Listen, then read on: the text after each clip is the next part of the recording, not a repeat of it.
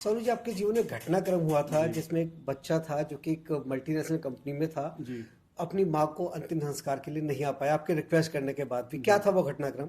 मैं आपको बताता हूँ कि एक माँ ने मेहनत कर कर, लोगों के घरों में सफाई कर कर, ब्याज पर पैसा लेकर अपने बच्चे को पढ़ाया देश के बड़े स्कूलों में। उसने लोन लेकर, अपने गहने बेचकर, अपना मकान बेचकर उसको पढ़ाया देश की यूनिवर्सिटी में, हार्वर्ड यूनिवर्सिटी में, जहां लोगों को सपना रहता है पढ़ने का।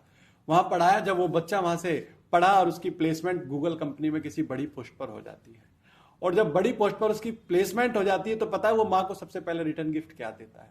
सबसे पहले अपनी माँ को रिटर्न गिफ्ट देता है कि उस माँ को इलाज कराने के बहाने डॉक्टर के यहाँ लेकर जाता है और वहां से एडमिट कराकर भाग जाता है। और भागने के बाद जब हमें सूचना मिलती है, हम उस माँ के पास जाते हैं और उस माँ से उस बच्चे के बारे में जानते हैं, उससे बात करते हैं। वो बच्चा हमारा नंबर ब्लैक लिस्ट में डाल देता है अपनी माँ को सुनते ही, और मुझसे बोलता है कि अगर तुझे ज्यादा दुख हो रहा है तो तू पाल ले, तू रख ले, तू सेवा कर ले। तो मैंने बोला कोई बात नहीं, हम सेवा कर लेंगे। और वो माँ जब 4 से 5 दिन बाद अपना शरीर त्याग देती है, जब मैं उस बेटे को सूचना देता हूं तो मैं सोचता हूं वो बेटा आए, क्योंकि उस माँ की अंतिम इच्छा रहती है कि मेरे शरीर का जो मुझे मुख्य अग्नि दे वो मेरे बेटे के हाथों से हो। और मैंने उसको बोला, वो माँ मुझसे बोलकर मरी थी, शरीर छोड़ा था, तो मैंने उससे बहुत हाथ पैर जोड़े। उसने 3 दिन तक मेरा पागल बनाया। मैंने 3 दिन तक उस माँ की बॉडी को मोर्चरी में रखवाया और मैं उससे लगातार बात करता रहा। 3 दिन बाद जब उसने मेरा नंबर ब्लैक लिस्ट में डाल दिया, वो नहीं आया, तो मैंने उस माँ का अपने हाथों से अंतिम संस्कार करा। मन भावुक हो गया कि ये पीड़ा, ये दुख मैं किसको बताऊं, कोई सुनने वाला नहीं। उस बच्चे ने आज तक 1 साल हो गए दोबारा फोन करके ये नहीं पूछा